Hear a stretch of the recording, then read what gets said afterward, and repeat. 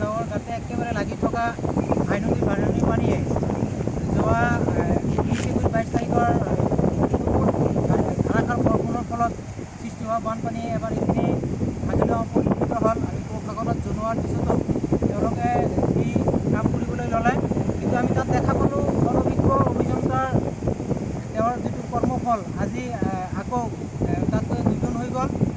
যিখিনি আগত ভঙা আছিল, অভিযন্তাই তেওঁৰ খিয়াল খুচিমতে লেবাৰসকলে যিখিনি কাম কৰালে আৰু আজি আমি যিটো দেখা পালোঁ আগতকৈ দ্বিগুণহে ভাঙিলে।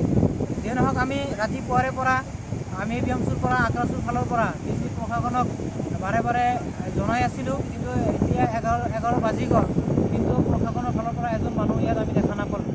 এই বাৰণী পানীয়ে যিটো অৱস্থা সৃষ্টি কৰিছে, আমাৰ ইফালে থকা এখন সৰু নৈ আছে, জিলিং বুলি এখন সৰু নৈ আছে, আৰু এই সৰু নৈত যি হিচাপত পানীখিনি পৰি আছে, এই পানীটো যদি মাত্ৰ অলপখিনি জেগাহে 200 মিটাৰমান জেগা বাকীহে আছে, এইখিনি জেগা যদি সৰু নৈখনৰ লগত এডজাষ্ট হৈ যায় আইনদীটো, তেনেহ'লে ইফালে 2 নং শিশুবাৰী, 3 নং শিশুবাৰী, মাজৰাবাৰী, বাঘমাৰাকে আদি কৰি বিজনী চহৰখনকো ভাবুকি অনাৰ সম্পূৰ্ণ যিটো মানে সম্ভাৱনা আমি দেখিবলৈ পাইছোঁ।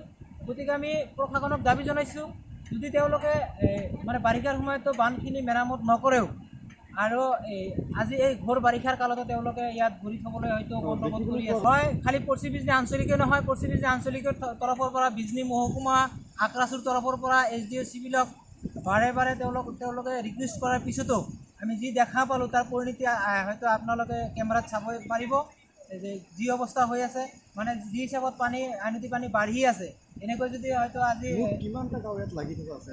ইয়াত কমচে কম 10খন গাঁও এই যিখিনি জেগাত ভাঙিছে, এই ভাঙাৰ মানে প্ৰতিফল এই 10খন গাঁৱত পৰিব বুলি আমাৰ সম্পূৰ্ণ আমি ভাবিবলৈ পাইছোঁ। মানে 10খন গাঁও অন্ততঃ ক্ষতিসাধন হ'ব এই যিখিনি ভাঙিলে ইয়াৰ কিবা।